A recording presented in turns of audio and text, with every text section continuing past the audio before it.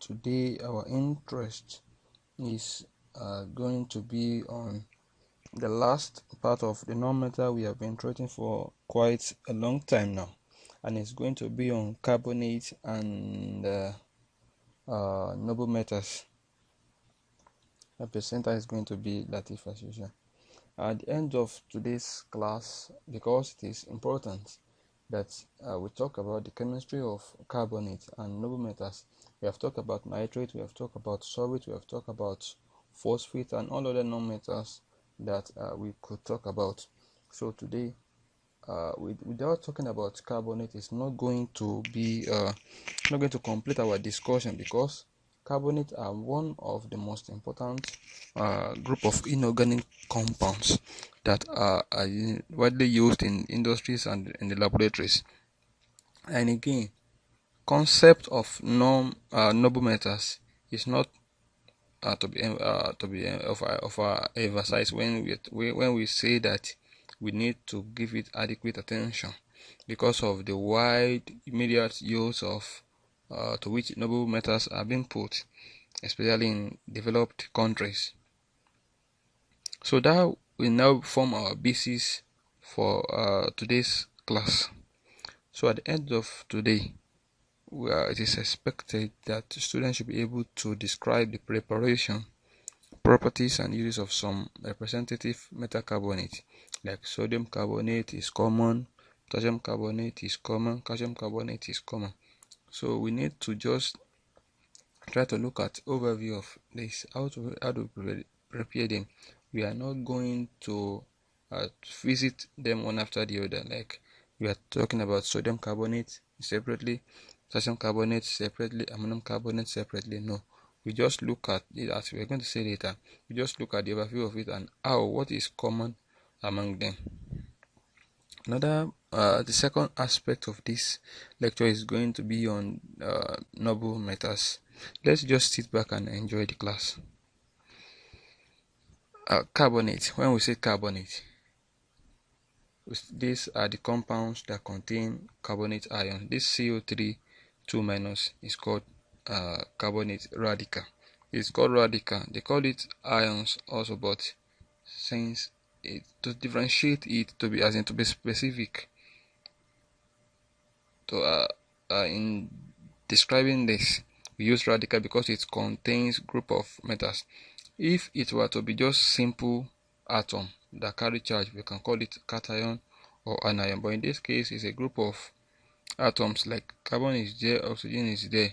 So now we have a group of atoms that behave like a single unit. That is what is called the radical. So any compound that contains this radical, CO3 2- are called carbonate. So the metals of group 1 and 2, like sodium, like potassium, like rubidium, like calcium, like magnesium, as well as all these zinc, cadmium, and mercury, even lead, they form ionic carbonate. What is called ionic carbonate? We have talked about ionic compounds.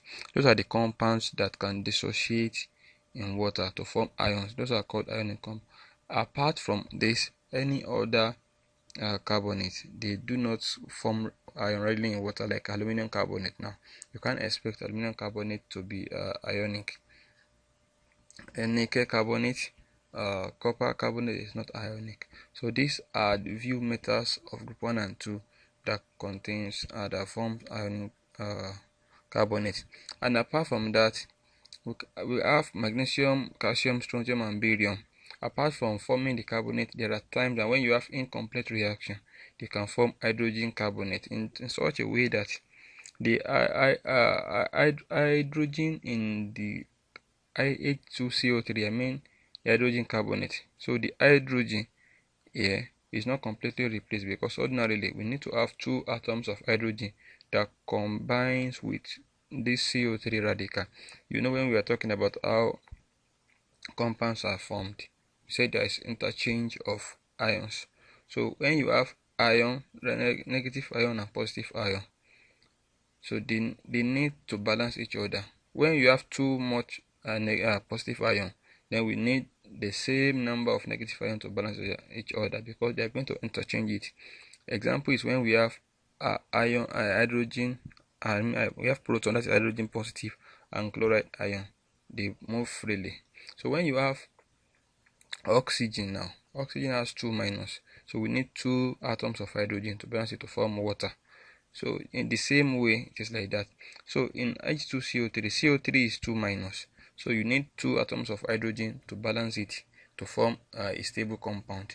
So but in some cases, when there's a reaction, they don't complete that reaction. So when you now have this one atom of hydrogen instead of 2 atoms, that is called hydrogen carbonate. So magnesium can also form this depending on the condition of the reaction as such when the reaction is taking place. What are the properties of this? The carbonates are almost soluble. They are always soluble in water. Like when you have a carbonate of like sodium, potassium, and ammonium carbonate, they are very soluble in water. Lead is also soluble in water. So one of the properties of carbonate is that they are soluble in water, but they have to be carbonate of group 1 and group 2 elements. How this carbonate they precipitate upon mixing a solution of soluble alkali metal carbonate with a solution of soluble salt of these metals. What we are trying to say is this: when you have alkali of, like, let's say calcium hydroxide, sodium hydroxide, potassium hydroxide, you now have carbonate that is soluble. So when you react them together, they are going to form insoluble carbonate. What we are trying to say is this: you have a alkali metal carbonate like this now. Then you now have a soluble salt, like let's say calcium nitrate. So when you now react them together, they're going to form something like this. This one is not soluble, the other one will be soluble. That is what is called double decomposition reaction. Another one is this: apart from tin and aluminium, they form CO2 and oxide instead of carbonate. So when you have, instead of this now, when you have aluminium here or tin here, instead of to form carbonate, they will rather form the oxide of this metal. They form oxide of aluminium, then CO2. It is also possible to isolate soluble carbonate from the solution. In this case now, let's use this example again. For a complete reaction like this, let's say we have an alkali metal carbonate. Let's say it's this one. Then a soluble salt is this one now. Let's say this is sodium carbonate. Let's say this is calcium nitrate. The two are soluble. So when you now react them together, you are going to form calcium carbonate. So the other aspect of this is going to be sodium nitrate, which is soluble. So now you want to isolate this in solution is by simple filtration, because the other one is soluble in water, this other one is not soluble. You can just use simple filtration and filter this out. That is what we mean by this isolation in solution. So the alkaline earth carbonate, when you have carbonate of magnesium like calcium, they dissolve readily in water that contain calcium hydroxide, because hydrogen carbonate salts form. What we are trying to say is this: when you have CO2 in water, you have water and that water contains dissolved CO2. That is the only way that will make this carbonate of alkaline metal to dissolve readily, because don't forget that we said they form soluble salt also, but it is not all the time that they form soluble salt, because they also form precipitate. Like here now, it's a precipitate. It's a carbonate, but it's a carbonate of alkaline earth metal, so it forms a precipitate. So now, if you don't want it to form a precipitate, dissolve CO2 in water first, then you now add this carbonate into it. It's going to form hydrogen carbonate, and hydrogen carbonate is very soluble in water. So an example is everywhere. Like you have caves and sinkholes. Sinkholes forms, as in the holes form in caves when CaCO3, that's calcium carbonate, now dissolved in water that contains CO2. And another example is the case of stalagmite and stalactite. Stalagmite contains water. Water now contains CO2. When you now have this salt in rock, then they react together, then they form soluble salt and they begin to drip. So when they drip, sometimes that temperature increases. Then temperature increase because hydrogen carbonate is not stable, it's not strong like that. It can be decomposed to form calcium carbonate. That calcium carbonate will now grow up. That is in the case of stalactite. In the case of stalagmite, it comes down. We have talked about stalactite and stalagmite before. That is why I did not even bother to put the diagram here. Hydrogen carbonate of alkaline earth metals remains stable only in solution. That is in solution. Evaporation of this produces this. In fact, that is what I've explained in the case of stalactite and stalagmite. It forms in cave when drop of water containing dissolved calcium hydrogen carbonate evaporate to now leave a deposit of calcium carbonate. So hydrogen carbonate is soluble, but when temperature increases, it evaporates, it breaks, then after breaking, it forms calcium carbonate. That calcium carbonate is not soluble. So if it's going from down top, it's called stalagmite. If it's coming from up to down, it's called stalactite. These are the two concepts. You can try to research more about it. How do we prepare them? We can prepare this carbonate of metals of group 1 and group 2 by reaction of carbon dioxide with respective oxide or hydroxide. Group 1 and group 2 are very easy to prepare. Just get the oxide of the metal, then the CO2 from the carbonate, or you can get the hydroxide. The only exception to this is the magnesium carbonate. We are going to talk about that later. So if you want to get you can use calcium oxide also. It doesn't have to be sodium oxide. You can use sodium hydroxide also. It doesn't have to be calcium hydroxide. That is the simple combination of the compounds that forms this new carbonate. This one is water.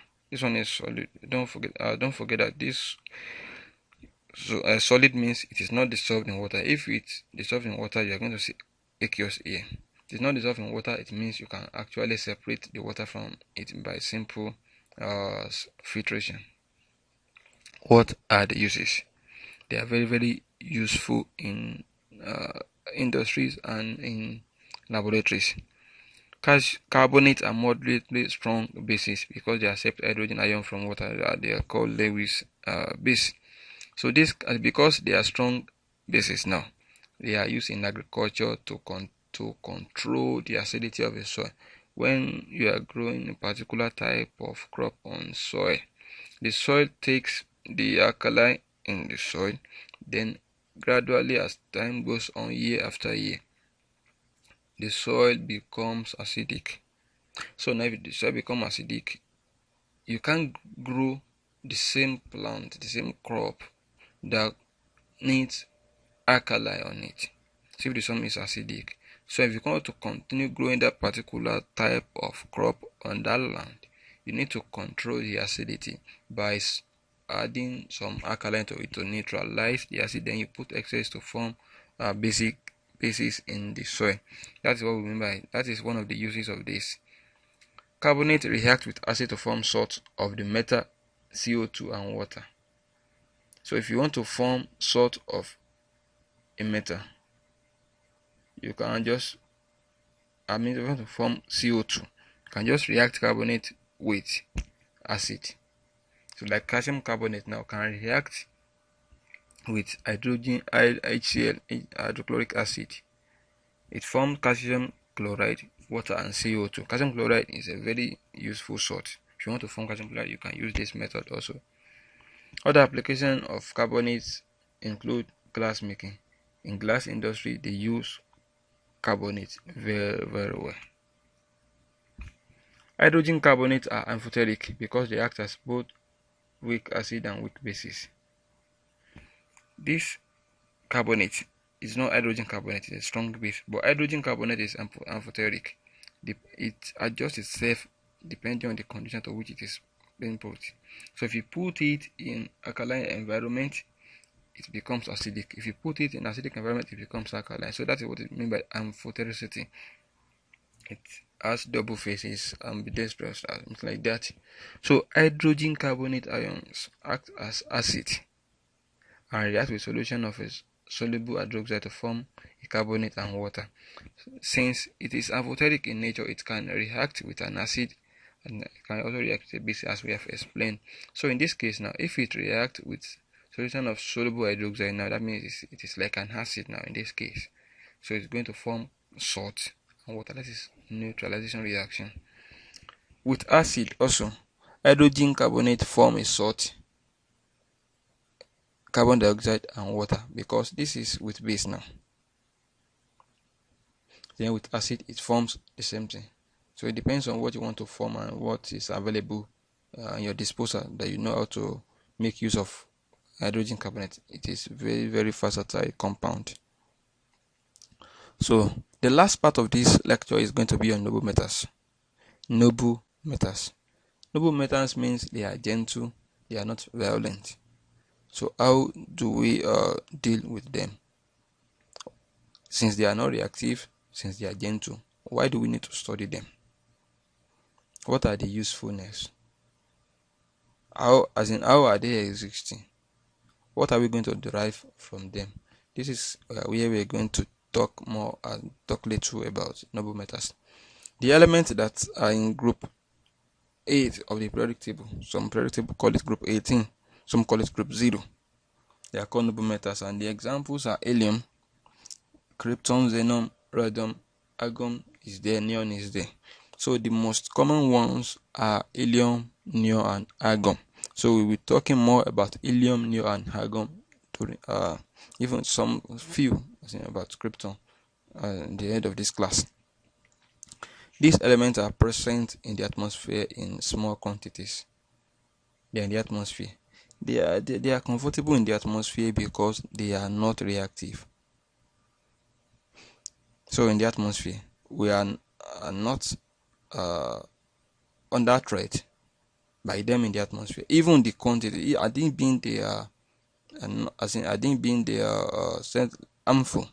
Even the small quantities in the atmosphere should be able to cause harm, but because they are not harmful, they are comfortable in the atmosphere being there. So natural gas contains helium. Natural gas is called methane. So sometimes when you are during the production of oil and gas, so helium is also part of it, because helium is in the earth crust and is in the earth atmosphere also. Argon, neon, krypton, and xenon came from fractional distillation of liquid here. Fractional distillation of liquid here has to is like you are trying to compress here to form a liquid. So when you have distill it fractionally, the fractions will go the way we explained under separation techniques. So radium comes from radioactive elements, that is radium. So it comes from radioactive. When you have radioactivity on, let's say, a radon now, it can break then to form one radioactive, and as in it form another radioactive element, then radon is there. So that is the those are the occurrences of all these elements. What are the properties? The boiling point and melting point of the noble gases are extremely low relative to those of other substances of comparable atomic or molecular masses. What we are trying to say is this: when you have a noble metal of around, let's say, 25 grams of atomic mass, atomic number. So I don't have the hypothetical figures of hand I would have given you. I'm sorry about that. So the boiling point and melting point of this are lower than other elements when they have equal mass, because as expected, increase in mass increases the boiling point and melting point because of the strongness of bond, the force of attraction between the elements. Between the atoms that make up the element. So when you increase the mass, you are increasing the atoms. So you increase the force of attraction between them. So you are indirectly increasing the boiling point. So the same thing also applies to noble metals. But what we're trying to say is this: when you have two metals, let's say a noble metal A and another metal B. When they have comparable mass like 2 grams, 3 grams, 5 grams, noble metal has lower melting points than that, simply because of the force of attraction in noble metal. Noble metal is not reactive. The force of attraction is not that strong as compared with the other elements. Helium is the only substance known that does not solidify on cooling at normal pressure, except at elevated pressure. That is why you cannot, when you cool helium, you don't have a solid. You can have solid of CO2, you can have solid of even oxygen, but you cannot have solid of helium. And it's because of the bond, the force of attraction between this helium. You cannot, it is very, very close because the size of helium is very, very small. Coupled with the fact that this is not reactive, the size is very, very small, so there's no way you can try to string the bond together further to form solid. What are the uses of this noble metal? Helium is used for filling balloons because it does not burn, making it safer to use than hydrogen. It is not heavy. Because hydrogen is not heavy, the hydrogen fits into this. You can use hydrogen to fill balloon, but the problem is hydrogen burns. In fact, hydrogen in laboratory, we used to be very, very careful with handling hydrogen because it burns, it can cause explosion. And another gas that does not burn and has almost the same light weight as hydrogen is helium. So that is why helium is being used as gradually substituted hydrogen now. Not that is being used as alternative. No, it has substituted hydrogen. Helium is important as an inert atmosphere for the melting and welding of easily oxidizable metals because it does not react. So if you want to weld oxidizable metal, you just put helium on top. It will not make it oxidize and catch fire. And for many chemical processes that are sensitive to heat, like in photography now, a silver is used on photographic film. So if it contact with the light, it's going to burn and renders film useless. So in that case, helium is used on top of it so as to prevent it from catching fire. Liquid helium is also used as a coolant because of the low melting point, so it will not be solidified. Neon is a component of neon lamps and signs. When it glows, it forms beautiful light. That is why they use it in lamps and signs. So this is what we are going to discuss for today. And before we go, let us have a quick review.